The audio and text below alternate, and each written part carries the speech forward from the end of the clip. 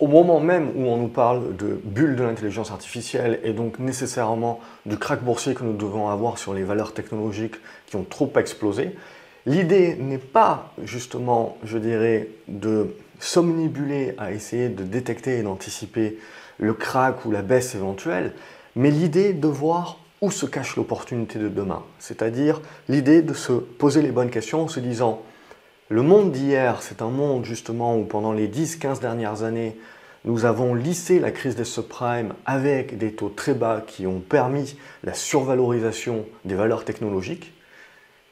Et encore une fois, c'est un marché qui est très hétérogène parce que même au sein même des valeurs technologiques, il y en a certaines que l'on ne peut pas considérer comme survalorisées aujourd'hui. Il y en a d'autres qui sont ultra survalorisées, mais il y en a d'autres qui potentiellement sont même devenues, même en étant des valeurs de croissance, des valeurs value, c'est-à-dire des valeurs qui cotent, ma foi, leurs actifs ou tout du moins leurs fonds propres et, on va dire, leurs perspectives futures, leur visibilité sur la rentabilité.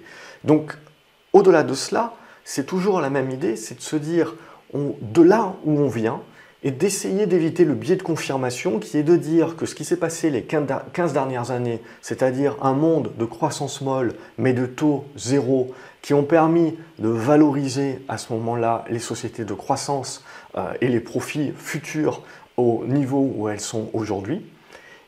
Et potentiellement, est-ce que le monde, avec le Covid, la transition du Covid, va revenir à ce monde passé là, et auquel cas, on continue encore pour un tour, ou est-ce qu'on est au début de la genèse justement d'un changement de cycle? Un cycle que l'on a vu par le passé également, lors de l'éclatement de la bulle Internet, un cycle où on va revenir à un intérêt sur les actifs tangibles. On va revenir sur les valeurs value, les valeurs industrielles, les valeurs immobilières, même en pleine peur de la crise immobilière et du pire krach immobilier que vous voulez à cause de la remontée des taux, etc. Mais l'idée, c'est de bien comprendre, si vous voulez, que ce n'est pas quelque chose qui se fait du jour au lendemain, mais c'est d'essayer d'avoir une prospective et d'avoir une perspective. Si le monde est en train de changer, si le cycle est en train de changer, qu'est-ce qu'il faut que je fasse? L'idée, ce n'est pas de dire « je dois le faire maintenant », l'idée, c'est d'être préparé à cette éventualité pour savoir quoi regarder et justement, au fur et à mesure que le consensus validera cette hypothèse-là, pouvoir justement suivre le mouvement et donc revenir sur des valeurs, on voit quelque chose de plus tangible. C'est quelque chose qui s'est déjà passé, hein. Entre 2003 et 2007, ça a été un marché qui a été surperformance de l'Europe. C'est quelque chose que les moins de 20 ans ne peuvent pas connaître, mais on a aussi eu donc surperformance des valeurs value, surperformance des banques, surperformance des valeurs industrielles, surperformance des mines. Ça ne posait aucun problème pendant cette période-là aux gens de payer du RME ou du Vallourec bien au-delà de 30 fois leurs profits futurs. Ça ne posait aucun problème. De la même manière que ça ne pose aucun problème aujourd'hui de payer un certain nombre de titres à 90%, voire du Nvidia à 200 fois les profits. C'est toujours quelque chose où il faut dissocier la psychologie des foules et les excès d'un côté et de l'autre à court terme, et le retour à la moyenne qui se fait nécessairement sur du long terme. Et c'est ça la difficulté de l'investisseur, c'est toujours de se prémunir du bruit de court terme et de conserver sa vision de long terme. Donc c'est le but de cette vidéo également. Parce que si on va regarder quelques charts ensemble justement pour essayer d'étayer ces propos-là. Premier propos, donc, c'est de dire le marché est bien hétérogène, c'est-à-dire que quand on parle de la bulle des GAFAM, encore faut-il regarder ce tableau-là, il compare, et c'est ça qui est génial, on comparait de la même manière dans les années 2000, c'est-à-dire qu'on n'utilisait plus les profits des sociétés pour faire des comparaisons de valorisation, on utilisait le chiffre d'affaires. À partir du moment où on utilise le chiffre d'affaires, ça veut dire qu'il y a un problème qui doit être corrigé à long terme, mais on ne sait pas quand. Et donc là, l'idée, c'est bien de voir la différence entre la valorisation de Nvidia, qui se paye plus de 40 fois le chiffre d'affaires. Alors oui, vous pouvez croire tout ce que vous voulez sur Nvidia, les perspectives, le truc, le machin, les semi-conducteurs, l'intelligence artificielle, le changement du monde, dans 10 ans, dans 15 ans, dans 20 ans. Mais ça veut dire qu'aujourd'hui, Nvidia est en train déjà d'être payé, d'être valorisé pour le meilleur des mondes possibles, c'est-à-dire un simple grain de sable, et vous avez la revalorisation qui peut faire très mal.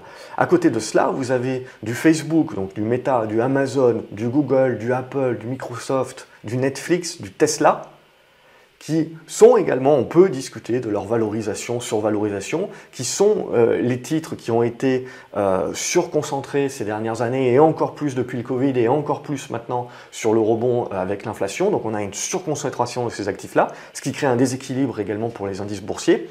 Et bien ces valeurs-là, évidemment, si on compare par rapport à Nvidia, par rapport à leur chiffre d'affaires, elles ne sont pas surpayées. Mais bon, vous êtes quand même en train de payer 10 fois les chiffres d'affaires, ce qui est beaucoup. En l'an 2000, vous payez 10 fois le chiffre d'affaires de Sun Microsystems. Le PDG vous disait à quoi vous étiez en train de penser, parce qu'un an après, c'était le crack. Donc payer 10 fois le chiffre d'affaires, il ne faut pas se leurrer, c'est cher, c'est très cher. Mais quand vous comparez à Nvidia qui se paye 40 fois le chiffre d'affaires, évidemment, ça paraît raisonnable.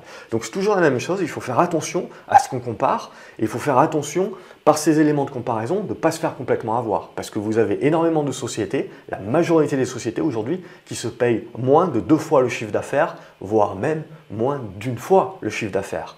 Donc ça, c'est des choses à incorporer. Deuxième graphe, c'est juste pour confirmer, si vous voulez, que ces dernières années, on a le marché qui a concentré sur les marchés américains et qui a concentré également sur les valeurs technologiques. Mais à l'intérieur même de ces valeurs technologiques, il a concentré sur 7 valeurs, les GAFAM. Et aujourd'hui, elles représentent 30% du S&P 500. 30% du S&P 500. Ça veut dire que quand vous comparez et que vous faites vos analyses entre le S&P 500 en l'an 2000 et le S&P 500 en 2023 et que vous essayez de trouver des corrélations, etc., oubliez, le S&P 500 en 2000, c'était essentiellement des valeurs énergétiques, pétrolières, hydrocarbures, qui étaient les surpondérations de l'époque. Aujourd'hui, c'est des valeurs technologiques, c'est du Apple. Donc il faut bien considérer les différences également de proportion et de pondération des valeurs dans les indices. De la même manière que sur le CAC 40, aujourd'hui, on est surpondéré sur des valeurs du luxe qui ont finalement été à la genèse de l'opportunité sur les vestiges des valeurs bancaires, financières, qui étaient les surpondérations de l'époque 2003-2007 immobilière et qui avait permis également la surperformance du CAC 40 à cette époque-là. Et puis, on a fait un crack. Donc, moi, je pense beaucoup à la mémoire du marché. Vous savez, quand vous prenez une baffe, en règle générale, vous ne tendez pas l'autre joue. Donc, quand le marché met une baffe aux valeurs technologiques, le cycle d'après, en règle générale, les valeurs technologiques peuvent rebondir, bien entendu, mais elles vont sous-performer les valeurs value, les valeurs cycliques. Et à contrario, quand on va mettre une baffe sur les valeurs value et les valeurs cycliques, les valeurs bancaires, immobilières et compagnie, eh bien le cycle d'après, en règle générale, on ne va pas les faire remonter, on va faire plutôt surperformer les valeurs technologiques.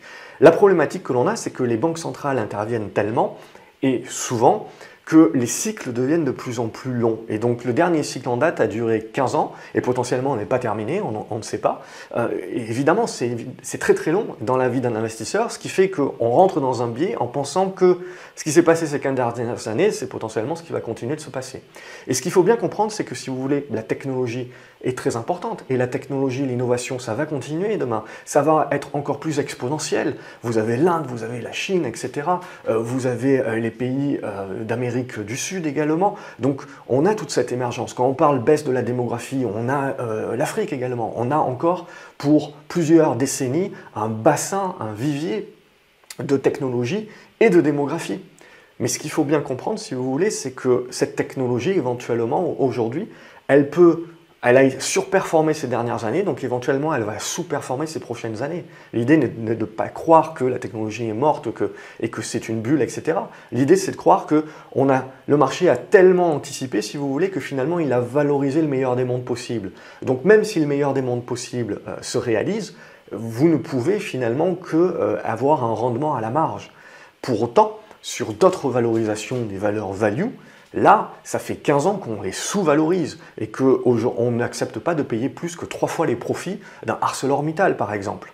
C'est-à-dire que dans le futur, si le monde change, si on revient à un consensus où on va privilégier à nouveau les valeurs value, eh bien, d'une part, éventuellement, on va revenir là où elles sont, et elles sont essentiellement en Europe, là où c'est pas cher, au Japon également, en Chine aussi, mais là il faudra qu'on refasse copain-copain évidemment avant qu'on ait un peu plus de flux qui puisse rentrer. Et on va trouver également d'autres marchés plus exotiques qui sont assez intéressants comme l'Amérique latine. Mais ce que je veux vous faire dire, si vous voulez, c'est que cette qualité aujourd'hui de se dire le marché est survalorisé, ça va craquer, c'est essentiellement dû à une poignée de valeurs qui sont surpondérées dans les indices et donc qui envoient une illusion. Mais le reste du marché, on ne peut pas dire qu'il est survalorisé. Même, il y a une partie du marché où on peut dire qu'il est sous-valorisé. On regarde cet autre graphique et vous allez voir un petit peu les évaluations par pays, les valorisations par pays sur les 25 dernières années.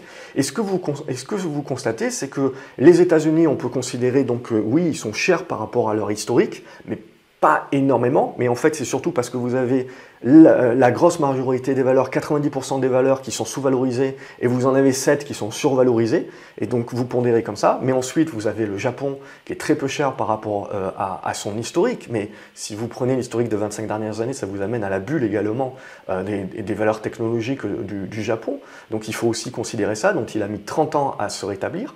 L'Europe finalement est sous-valorisée, elle se paye moins que ce qu'elle se paye historiquement parlant, mais l'Europe est surtout bien valorisée grâce au luxe aujourd'hui, mais surtout, historiquement, elle est bien valorisée quand le marché va sur les valeurs value.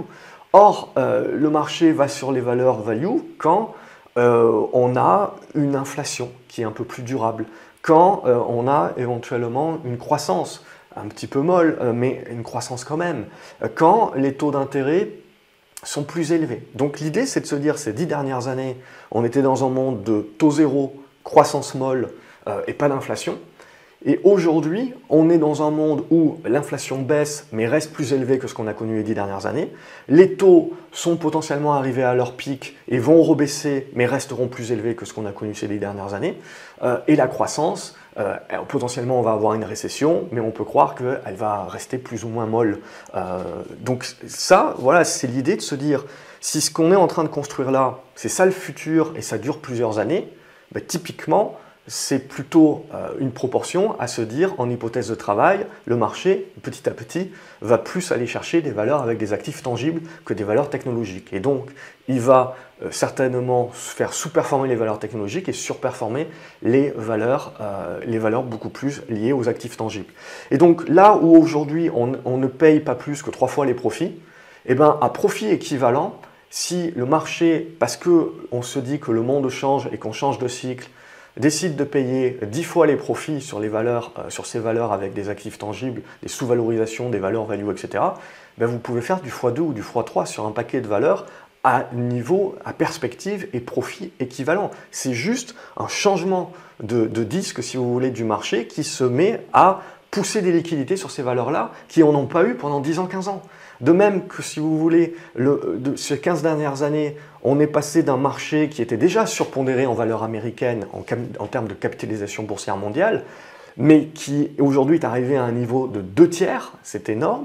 Ben là aussi, on ne peut que penser que dans le futur, si vous voulez, il suffit qu'un petit peu de liquidité sorte des valeurs américaines et aille se réinjecter sur du Japon, c'est déjà le cas, mais sur de l'Europe.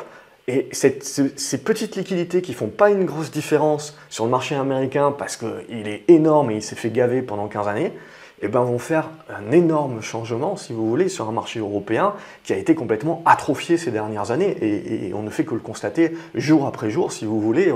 Il y a de moins en moins de volume, c'est très compliqué et c'est très spécifique à un certain nombre de valeurs. Donc vous comprenez bien, de la même façon que quand vous prenez le Bitcoin, si je prends l'analogie, c'est 2000 milliards le Bitcoin, enfin la valorisation totale des crypto-monnaies, ben vous comprenez bien que si vous sortez 1000 milliards des US, c'est pouillemesque. Mais si vous les injectez en direct sur un marché du Bitcoin qui est tout petit, ben vous comprenez bien l'impact que ça a. Donc les proportions évidemment sont à changer, mais c'est pour avoir cette idée-là. Si vous regardez ce prochain autre tableau, maintenant on prend les PER, donc on prend les profits des valeurs américaines. Et ce que l'on constate, si vous voulez, c'est que si vous prenez les valeurs internationales, et ben en fait, qu'est-ce qui s'est passé ? Comme les flux sont allés essentiellement sur les marchés américains, parce que c'est eux qui donnaient les perspectives ces 15 dernières années, vous aviez le dollar également qui était fort, et bien à partir de ce moment-là, si vous voulez, tout le monde est allé sur les US. Donc on a survalorisé les capitalisations. Pourquoi ? Parce que c'est des flux qui rentrent. Vous avez une demande supérieure et donc on accepte de payer plus cher parce qu'il y a une visibilité, et il y a le dollar, et il y a un certain nombre de choses qui nous permettent une certaine protection. Mais là aussi, ça veut dire qu'à un moment donné, donc, les autres marchés sont sous-valorisés, beaucoup moins chers, beaucoup plus attrayants. Ça ne veut pas dire qu'il va y avoir un changement de tout à l'un. Non, ça ne se fait jamais du jour au lendemain et ça se fait au fur et à mesure. Mais ça veut dire qu'aujourd'hui, si le marché se redit dans un monde où j'ai de l'inflation qui certes baisse mais reste supérieure et des taux qui certes baissent mais restent supérieurs, ben, j'ai plutôt, en termes de protection, j'ai plutôt envie d'aller chercher des actifs tangibles, pas chers. C'est ça ma vraie défense. Et où est-ce que je vais aller les chercher? Ben, là où ils sont déjà sous-valorisés parce que ça me donne un socle fondamental supplémentaire, une sécurité supplémentaire. Donc c'est ça aussi où on peut avoir une rotation non seulement entre les secteurs d'activité, mais on peut avoir une rotation également dans les zones géographiques. Ici, ce que vous regardez, c'est vous voyez la différence entre les valeurs de croissance et les valeurs value. Donc on voit que les valeurs value sont moins regardées et sous-valorisées, donc du coup, il y a moins de flux. Donc ça aussi, ça peut prendre du temps, mais vous pouvez les revaloriser. Donc là, l'idée aussi, c'est de bien regarder sur le graphique que vous voyez que vous avez des périodes où les valeurs value vont surperformer sur un cycle les valeurs de croissance. Donc c'est pas parce que ça fait 15 ans qu'il n'y en a que pour les valeurs de croissance que ça ne veut pas dire que la prochaine décennie, il faut continuer de laisser de côté les valeurs value.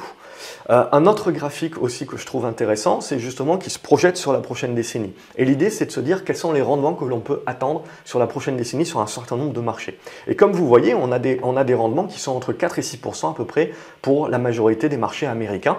Mais dès qu'on va partir sur les émergents, on va monter entre 6 et 8%.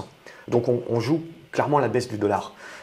Et ensuite, quand vous allez voir l'obligataire, vous passez directement à du 3-4% et de l'obligataire émergent à du 5-6%.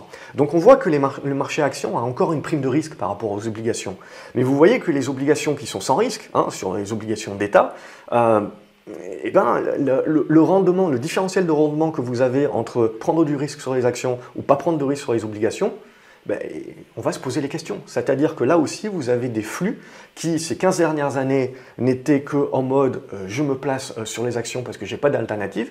Ben là, il y a une alternative. Je peux jouer défensif et pas prendre de risque également en reprenant de l'obligataire. Et potentiellement même en ayant une fenêtre de tir maintenant parce que mon obligataire peut-être, mes taux vont baisser et donc le prix de mes obligations aujourd'hui avec des taux supérieurs vont être plus recherchés à l'avenir.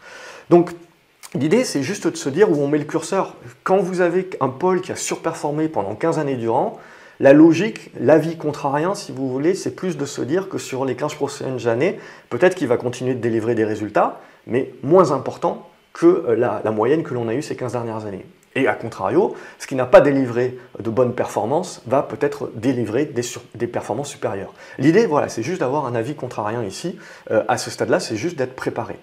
Regardez ce graphique justement entre les taux et je crois que c'est le Nasdaq. Donc c'est essentiellement donc, les valeurs technologiques. Le but du jeu, si vous voulez, c'est qu'on va valoriser d'autant plus cher les profits futurs avec des taux bas et donc avec la projection de taux bas.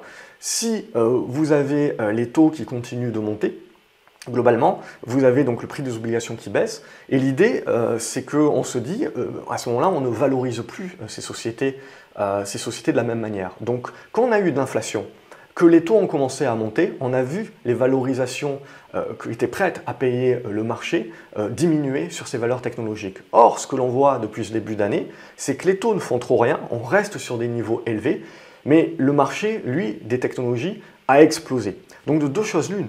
Soit le marché des valeurs technologiques doit baisser pour refléter également le fait que les taux restent hauts, soit le marché a anticipé le fait que les taux vont finir par baisser. C'est peut-être que dans 6 mois, mais le marché l'anticipe déjà. Mais l'idée, c'est de dire, si le marché l'anticipe déjà, ça veut dire que même si ça se réalise, ben, on a déjà valorisé cet aspect-là. Et si ça ne se réalise pas, ben, c'est un risque de revalorisation. La vérité se trouvera potentiellement au milieu, c'est-à-dire que les taux vont baisser, mais peut-être pas aussi fortement que ce que le marché l'anticipe, et donc il y aura besoin de revaloriser. Mais l'idée, c'est plus de se dire à un moment donné, si vous voulez, c'est de bien comprendre que le marché anticipe, et qu'à un moment donné, il a anticipé le meilleur des mondes possibles, et que donc le risque que vous prenez pour un investisseur, c'est finalement que même si le meilleur arrive, que vous fassiez dorénavant des rendements inférieurs au reste du marché. De la même manière, quand vous regardez la valorisation d'Apple, elle représente les 2000 petites capitalisations du Russell 2000. Et comme on l'a vu, ces 2000 petites capitalisations du Russell 2000 ont aussi eu énormément de flux ces dernières années qui ont privilégié les US. Donc ces 2000 petites capes US, elles ne sont pas vraiment des petites capes comme on entend nous en Europe. Hein, tout est beaucoup plus gros, là c'est le giant Big Mac. Donc il faut juste représenter, Apple c'est 3000 milliards, presque 3000 milliards de capitalisation boursière. C'est énorme et surtout c'est 7% du S&P 500. Imaginez, il se passe quoi que ce soit sur Apple demain, la pondération de l'indice fait que l'indice redevient très volatile. Donc il faut également se réhabituer éventuellement à ce que les indices deviennent beaucoup plus volatiles à l'avenir. Et ça peut impliquer des émotions supplémentaires. Là où vous aviez l'habitude de voir des variations de 1 ou 2%, si vous commencez à avoir des variations de 3 ou 4%, ben ça peut vous impacter émotionnellement. Donc il faut s'y préparer également, ça fait partie des hypothèses de travail. Ensuite, bon, j'ai toute une série d'autres graphiques, mais je ne vais pas rentrer dans le détail ici pour faire la vidéo plus courte. Je mettrai le lien vers l'article plus détaillé. Mais au niveau des matières premières également, on a connu également des cycles de hausse des matières premières et de baisse des matières premières. Là aussi, ces 15 dernières années, on a vécu, on s'en rend pas forcément compte, mais on a vécu avec des prix de matières premières historiquement bas. Donc là aussi, comparé aux actifs et aux actions, il y a une sous-valorisation aujourd'hui des matières premières. Or, on a plus de protectionnisme dans le monde, on a des guerres, on a la guerre de ces ressources également, puisque on a la transition énergétique, et donc ça implique également d'utiliser plus d'hydrocarbures pour, dans le futur, en utiliser moins, mais il y a également des subventions et énormément d'investissements, donc on est dans ce besoin également pour accélérer les choses de plus. Et également, tous les pays émergents sont en train de croître. Ça fait des relais de croissance pour un certain nombre d'entreprises, mais ça fait surtout des relais de croissance pour l'utilisation des matières premières, puisque toute cette démographie-là, qui est encore en âge et qui veut justement répliquer le consumérisme de l'Occident, ils vont être beaucoup plus pragmatiques que nous et on ne peut pas les forcer ou leur demander de faire du vert tout de suite. Donc ça aussi c'est un élément, quand j'entends matières premières on parle pétrole, mais je veux parler cuivre, lithium, je veux parler essentiellement les matières premières industrielles également qui sont très utilisées, et donc tout ce qui est aluminium, fer, etc. aussi, dans les perspectives où la croissance aujourd'hui c'est plus l'Occident, mais c'est les pays émergents et pour certains d'entre eux qui rentrent déjà comme la Chine dans des problématiques démographique et sociétale de l'Occident. Donc on y est déjà. Mais on est sur ces prochaines décennies, sur ces éléments-là, c'est juste le curseur un petit peu qui change un petit peu sur les zones géographiques. Donc voilà un petit peu pour ces éléments. Et donc du coup, le combo également, qu'on pourrait faire, c'est les petites capitalisations, qui sont également sous-valorisées et délaissées depuis des années, parce qu'on va chercher de la liquidité, on va chercher les grosses capes, parce que s'il se passe quoi que ce soit, ben, on peut sortir beaucoup plus rapidement.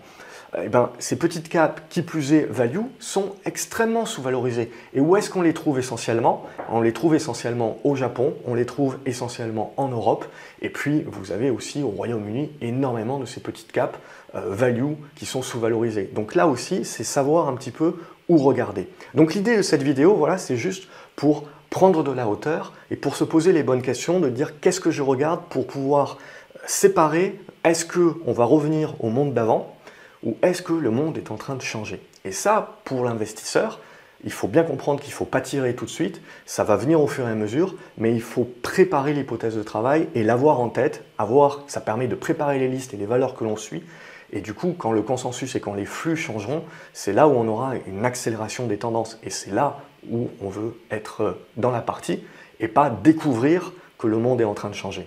Il faut, pour être dans la partie, le découvrir avant. Voilà, comme d'habitude, j'espère que vous avez apprécié cette vidéo. N'hésitez pas à mettre des pouces en l'air, partager sur les réseaux sociaux pour faire connaître la chaîne et faire connaître cette vidéo. Je vous remercie d'avance. Abonnez-vous à la chaîne, comme ça vous ne loupez pas les autres vidéos. Et je vous attends dans les commentaires pour savoir ce que vous en pensez. Quelles sont les valeurs déjà potentiellement value que vous regardez, auxquelles vous croyez, des valeurs donc plus liés à des actifs tangibles, et peu importe les marchés, quels sont les marchés aussi essentiellement que vous regardez, je me ferai une joie de vous lire et de vous y répondre. Excellente journée à vous les graphes et à la prochaine vidéo. Salut!